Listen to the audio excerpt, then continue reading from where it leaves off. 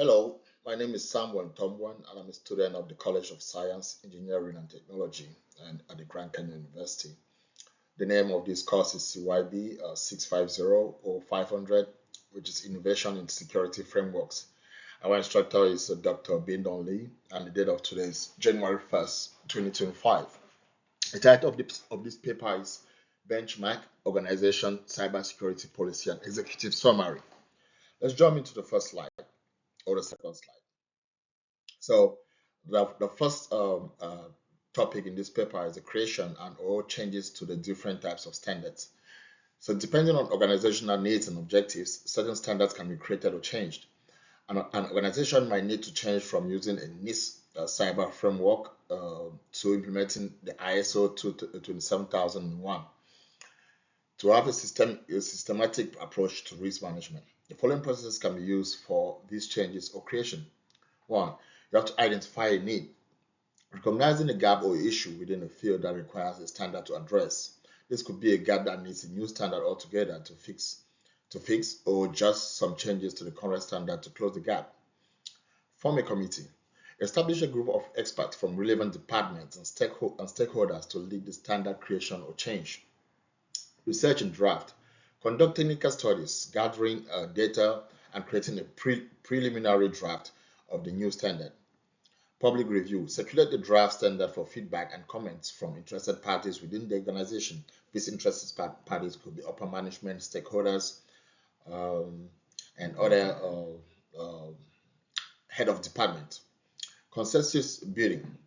Address feedback and work towards agreement on the standard content through discussions and revisions. Approval. This comes from the management, overseeing body, and stakeholders whose buy-in is very important for the creation or change in standard. Publication. Disseminate the finalized standard using different platforms such as emails, webinars, Teams. Make sure to use simple and clear language, free of technical jargon, which can easily be understood by everyone.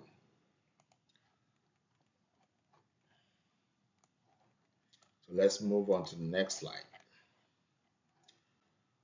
Okay. So the next slide, the subject of the next slide is organization needs cybersecurity framework. So this is the National Institute of Standards and Technology cybersecurity framework, which is being used by my organization, which is Augusta Medical Hospital.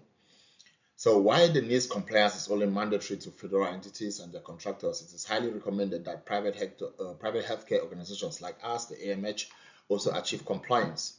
The NIST CSF has 5 functions that will align with improving Augusta Medical Hospital's overall security. These are: identify.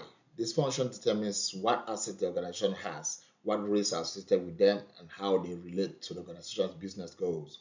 Protect. The second function is a proactive step where the organization implements strategies such as access control, security awareness, training, encryption, and two and multi-factor authentication to protect the identified assets. Detect. This function is used by the organization to recognize the occurrence of a cybersecurity event. In this function, the organization can determine anomalies and cybersecurity events by implementing security and continuous monitoring of network and devices. You can use tools such as intrusion detection systems. And the fourth function of the NIST CSF is respond. So it supports the ability to contain the impact of a potential cybersecurity incident. Examples within this function include response planning, communications, analysis, and improvement. On to the next slide, which is a continuation of this topic. So the fifth function is the recover function. This function is defined by the NIST framework as the need to develop and implement the appropriate activities to maintain plans for resilience and restore any impaired capabilities or services due to a cybersecurity event. So implementing these NIST CSF functions, the 5 that we just mentioned, alongside industry-specific laws such as the Health Insurance Portability and Accountability Act, HIPAA, And health information technology for economic and clinical health, HITECH, will improve the overall security posture of Augusta Medical Hospital. The next implementation has 4 tiers. The first tier is partial. So in this level, organizations have limited awareness of cybersecurity risks and may have only implemented basic ad hoc security measures with no formal cybersecurity program. The second tier is risk-informed. Organizations here begin to formalize their approach to cybersecurity. So they begin to form this posture, cybersecurity risk management. Key assets and potential risks have been identified, and cybersecurity risks are assessed regularly. However, their processes are not fully integrated into the organization's overall risk management framework. The third tier is the repeatable tier. At this tier, organizations have established formalized processes for managing cybersecurity risks. They have defined roles and responsibility for cybersecurity personnel, and they regularly monitor and evaluate their cybersecurity practices. They are proactive in addressing emerging threats and vulnerabilities, and have dedicated resources for cybersecurity. So the last and fourth tier is the adaptive tier. This tier actually represents organizations with the most mature cybersecurity practices. They have a comprehensive understanding of the cybersecurity risks and continuously adapt their processes to address evolving threats. That's exactly what we're trying to achieve at Augusta Medical Hospital. They have strong leadership support for cybersecurity initiatives, a well-defined risk management plan, and a culture of cybersecurity awareness and collaboration across the organization. So let's move on to the next slide, which will talk about organizational security policy. There we go. So this security policy outlines AMH. Permit me use that acronym, which stands for Augusta Medical Hospital's commitment to protecting sensitive information and physical assets by putting in place clear guidelines and procedures for all employees, contractors, and third-party users and vendors, ensuring the confidentiality, integrity, and availability, that's the CIA triad, of data through robust security practices and the adherence to relevant industry laws and regulations. This policy serves as the framework for protecting AMH critical business operations and maintaining a secure environment for all stakeholders. So the key points of this policy: the first is purpose, to define AMH security strategy and goal for data protection across all systems and operations. The scope: this policy applies to all employees, contractors, third-party users or vendors, and all persons accessing AMH's systems and data from any location. Compliance: this policy aligns with relevant industry regulation and it is mandatory to adhere to it. Enforcement. Sorry. Oh, sorry. Okay. So the enforcement: violators of this policy will face disciplinary actions, which may include suspension, restriction of access, or more severe penalties up to and including termination or uh, of employment. So this policy encompasses several policies such as acceptable use policy for information systems, social media policy, and mobile device policy. All of them are designed to achieve the same goal. So the goal that all these policies are designed to achieve is the security of the CIA triad. Remember, the CIA triad is credibility, integrity, and availability of systems and network and data. So we can take a look at the different policies. Acceptable user policy for information systems. It has a purpose statement. It has authorized use, and it has prohibited activities. Also, user responsibilities. And the next policy is a social media policy, which is a policy. So it's a corporate code of conduct that provides guidelines for employees who post content on the internet, either as part of their job or as a private person. At AMH, we need a social media policy for the following reasons. So the reason of confidentiality, for brand reputation, compliance, and security. On to the next slide. This slide defines the social media policy in detail. For the sake of time, we cannot go through everything, so I will skip to the next policy, which is mobile device policy. Of course, employees can always bring the mobile devices to work, and then we have a policy for all of those, how it's supposed to use. So we have the purpose of the policy, the scope, and then the policy itself. And lastly, we have we actually move, sorry, to the next slide, which is the organizational systems and network diagram. So we're looking at this diagram, you can see that at AMH we have, of course, we have an ISP that we get internet connection from. The ISP stands for Internet Service Provider. So the signal comes first of all through a firewall that acts as the first shield of defense into the system. And when this signal goes through the firewall and then it goes through the router, so the signal that comes from the firewall, it's actually sifted. So the firewall blocks out any malicious signal that is coming in, and then it goes to the router. The router now serves as a connection point between two networks. So the router connects the wide area network, and the local area network, which is the AMH's network. So the router sends information to the switches. What the switches do is that they connect devices on a local network. So you see the switches now send this information to the DHCP server, email server, web application server, points of sale, AP, which is access point for wireless communication. And then we have also a UPS on standby, so that in case of power failure, we can automatically, keep the business going, which is actually a part of our business continuity plan. And of course, we have printers to print out information and a phone to communicate. So that's it about the organizational systems and network diagram.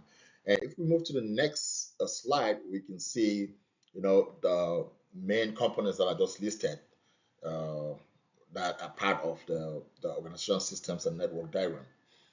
And then let's move on to organizational risk assessment, business impact analysis, and business continuity plan. So risk assessment at Augusta Medical Hospital, the critical systems are the network and information systems that essential services depend on. These are the systems we identify as being most important to protect. The organization will suffer severe financial, legal, and regulatory, reputational, and safety consequences if these systems are compromised. These systems and their impact on the organization are tabulated below. So this kind of a risk assessment, we want to see what are the assets and what happens, what impact does it have on the organization if any of these assets are compromised. So let's start with the firewall. This is the first line of defense, like I mentioned before. If compromised, bad actors can gain unauthorized access to the network and sensitive data. This can possibly have severe financial, legal, and regulatory reputational, and safety consequences. This is categorized as a very high risk category. So it's priority one. The next one is the router. The router sits immediately behind the firewalls and helps to connect the local area network to the wide area network, like I explained before. And also, if it's damaged, uh, we will lose connection between the WAN and the LAN, and we wouldn't be able to carry out our functionality. So it's considered as a priority one impact too. So let's move to the next slide. Let's look at switches and servers. So switches, they're still, if compromised, they'll still be considered priority one because it will impact communication and then nobody can work. Servers are like the brain of the network. If they are compromised, bad actors can take control all over the network, have privileged access to certain sensitive information, or make changes on the network that would terribly affect the company. So that is still considered as a very high priority one. Cloud storage is where we back up information in the event that there is a breach, maybe like a natural disaster, and devices are damaged. Then we can always go back to the cloud, to recover and then continue this business. And if that is affected too, it should be considered a priority one. So we have shared printers, which if affected, we can, always isolate them and get different printers, or get different printers, so they're considered as priority two. Telephone, considered as priority 2. Points of sale, if a breach, very important, still considered as priority 1. Thin clients, very important, if breach, considered as priority 1. Same for access point and on the UPS, the uninterruptible power supply. So our next slide is still a continuation of the organization risk assessment, business impact analysis, and business continuity plan. So business impact analysis. In cybersecurity, risk is the probability of a negative or harmful event occurring as well as the potential scale of that harm. This is from KC in July 2024. Taking into consideration the critical systems and their impacts listed above, let's look at some high risk and recommend mitigations. So let's just look at firewalls. So while assessing the firewall, there are some vulnerabilities and threats that could probably have a negative or harmful effect. That's risk on the network. So this kind of attack on the firewall can be distributed denial of service or the DDoS attack, insider threat, outdated firewall software, improper configuration. And the recommended mitigation strategies are to configure firewalls so that they discard all packets that use the TCP protocol and is fragmented, since attackers use tiny fragmentation to enable firewall. Implement proper network segmentation configuration strategy to help mitigate employee hazards when it comes to insider threat. Establish and adhere to a principled patch management schedule, very important to mitigate risk. So implement proper configuration on the firewall. Let's look at routers. Routers are similar. So high risk, update on patch vulnerabilities. You have to get a regular patch management plan. Default passwords. Don't use default passwords on the routers. Passwords that came with the routers from the vendor, you have to change them and use more complex passwords. Misconfiguration, physical access. So the recommended mitigation strategies are regularly update your firmware, use strong passwords, configure the router and switches to only allow necessary network ports to be open, network segmentation, and access control list. You have to have the list of IP addresses and protocols that you want them to go through the router. And if we look at the next, which is servers, servers have several high risk factors, which include inadequate temperature control, insufficient ventilation, outdated software without regular updates, poor access control, physical damage, and malicious attacks from bad actors. So the mitigation strategies that are recommended here are: 1, regularly update your server, use strong complicated passwords, and use authentication like multi-factor authentication or two-factor authentication. Use access control. People should only get access to the server, only enough access that they need to do the job. So data encryption, very important. Encrypt sensitive data. Physical security, place the server in a secure environment. You can even put security guards around the environment to protect the server. Temperature control and ventilation. Cloud storage, high risk. Cloud platform misconfiguration, data breaches, malware. What are the recommended mitigation strategies? Enforce least privilege principle. Use third-party tools to scan identity access management policies. Prioritize HTTPS, that's the secured HTTP, and set storage to private to mitigate cloud platform misconfiguration. Encrypt data. Deploy antivirus solutions. So thin clients and POS, point of sale systems. The most high risk are outdated software, data breach, default configuration. Regularly update them to mitigate this risk, encrypt your data, and deploy antivirus solutions.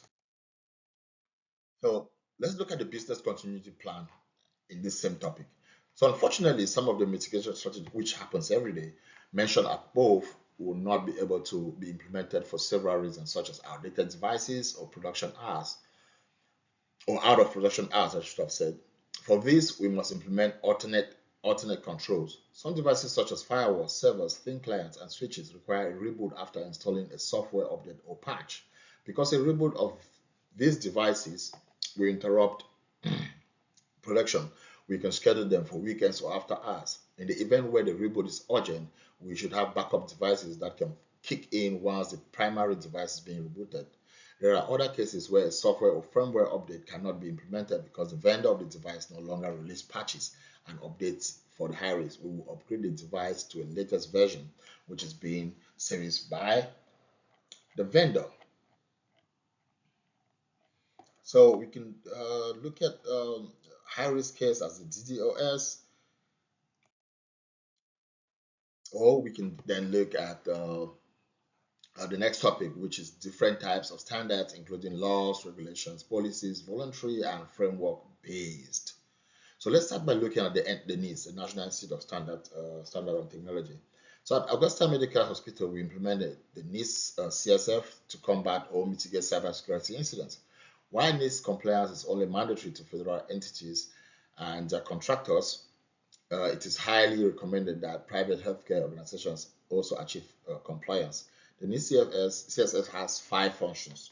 So the first function is to identify your assets and identify the kind of risk that are associated with the assets. The second function is to protect.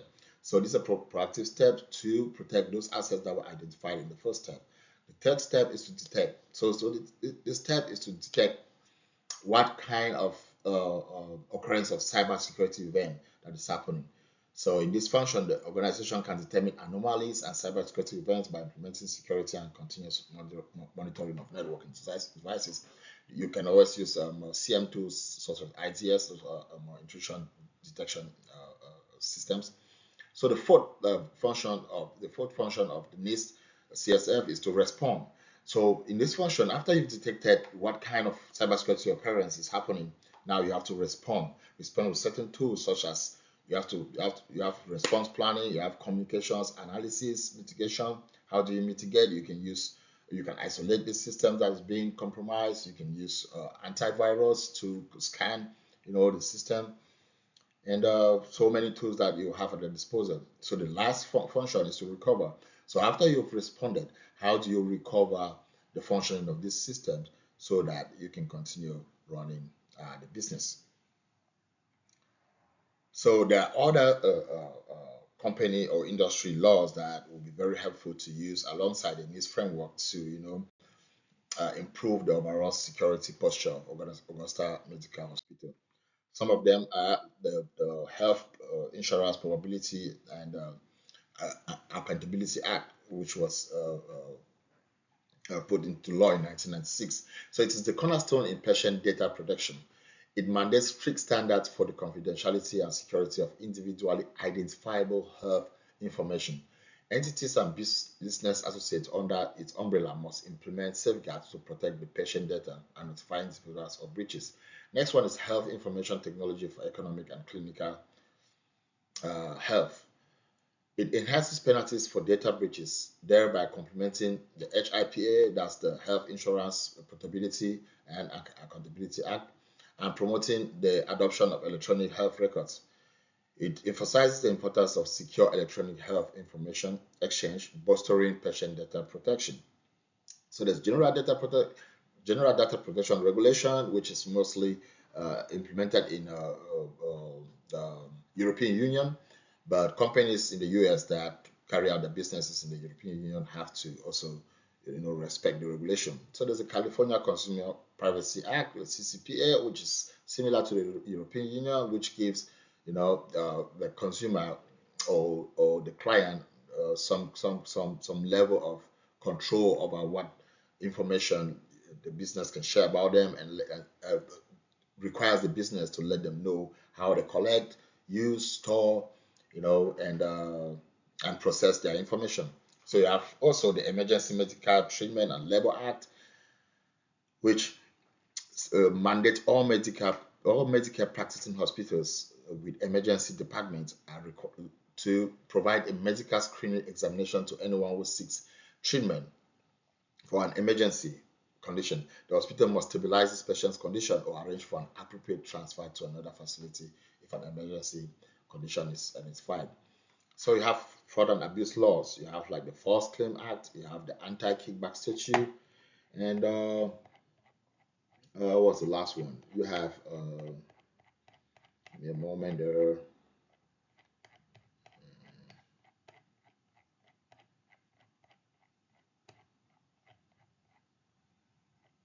And you have the STAC law, which prohibits physicians from referring patients for certain designated health services to entities with which they have financial relationships to avoid, you know, conflicts of interest.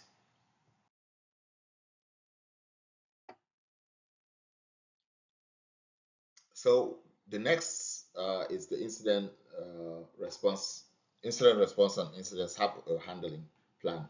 So the National Institute of Standard and Technology and sysadmin, audit, network, and security data science have developed the two most well-respected incident response frameworks to give IT teams a foundation to build their incident response plans on. At AMH, we have adopted a NIST framework that is broken down into four phases. Phase one is preparation. So we begin, we actually, you know, bear in mind that we cannot spin up an effective incident response on a moment's notice. A plan must be put in place to both prevent and respond to events. In the preparation phase, we define a computer security incident response team, the CSIRT, that know their responsibilities and the decisions they have to make so they can act quickly and completely while an incident is unfolding. So the phase two is detection and analysis. Phase three is containment, eradication, and recovery. And of course, phase four that's on the screen here is post-incident activity. This post-incident activity as such as what happened and when. You have to have meetings to discuss what happened and when, how well did the incident response team performed, whether documented procedures were followed, whether those procedures were adequate, what information was missing when it was needed, you know, what actions slowed recovery and what could be done differently, what can be done to prevent future incidents. So you have guidelines and communication with outside authorities. It's very important to always communicate with outside authorities. Who are those? Third-party vendors, stakeholders that are not inside the company. So these guidelines, we can look at like cybersecurity incidents require careful coordination between the incident response team and a variety of internal and external stakeholders. It is crucial to develop an IR communication plan that will guide and direct communications with external stakeholders in the event of an incident. At the AMH, we have used the following guidelines to develop a communication plan. So formalize the incident response team activation process. Second, designate a point person for external communication. We don't want everybody jumping all over for communication. We have a point person that's designated to communicate with the external stakeholders. Create criteria for law enforcement involvement. If we deem that the breach needs law enforcement involvement, the criteria will tell us that.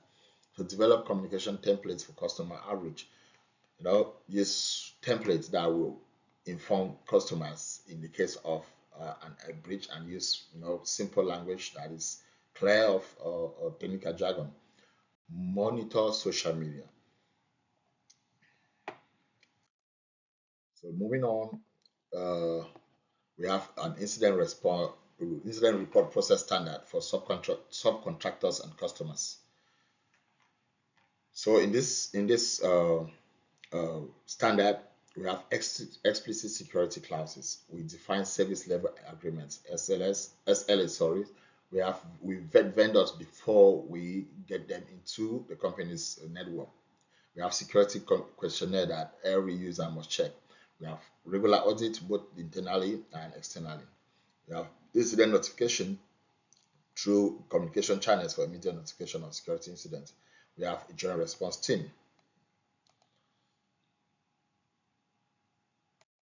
So if we continue on incident response and incident handling plan, we have an incident handling team structure. We have leadership, we have investigation, we have documentation, we have legal representation.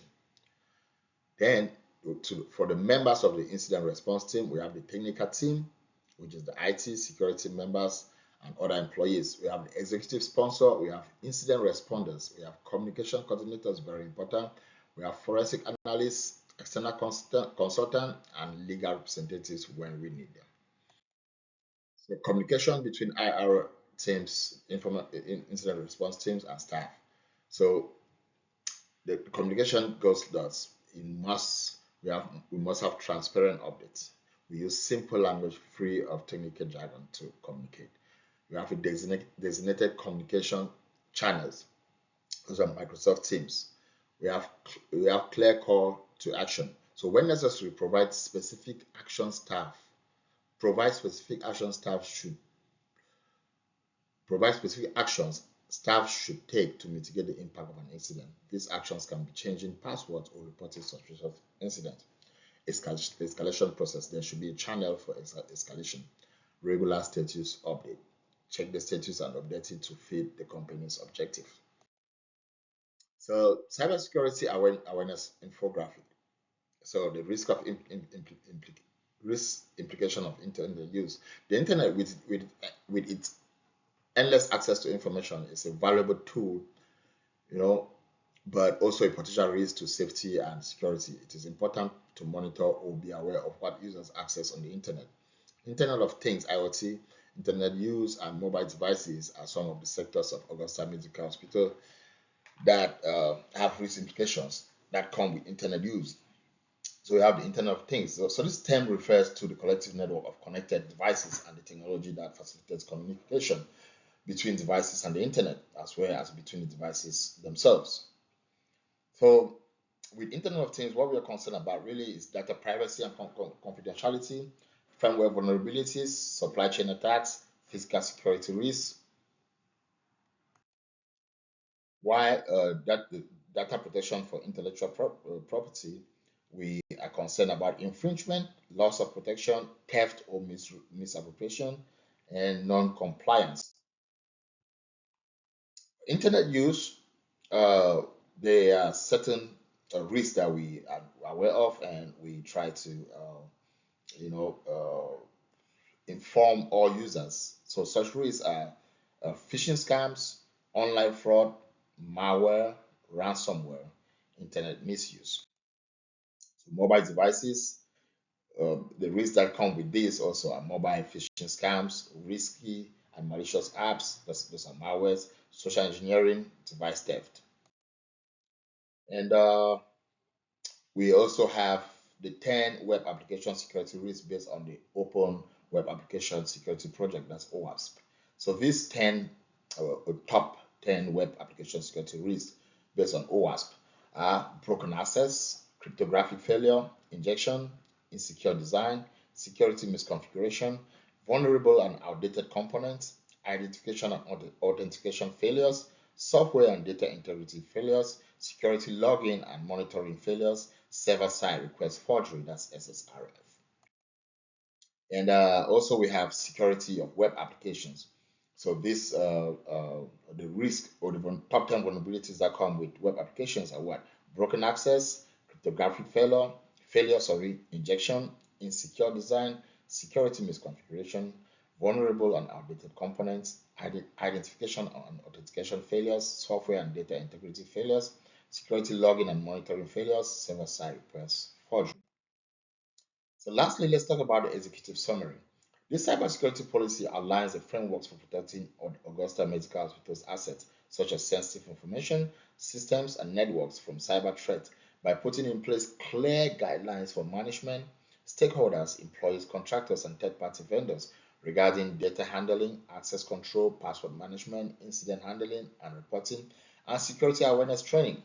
The policy emphasizes a proactive approach to risk management, regular vulnerability assessment, and rapid incident response by using NIST CSF as its framework to minimize potential damage from cyber attacks and maintain operational or business continuity.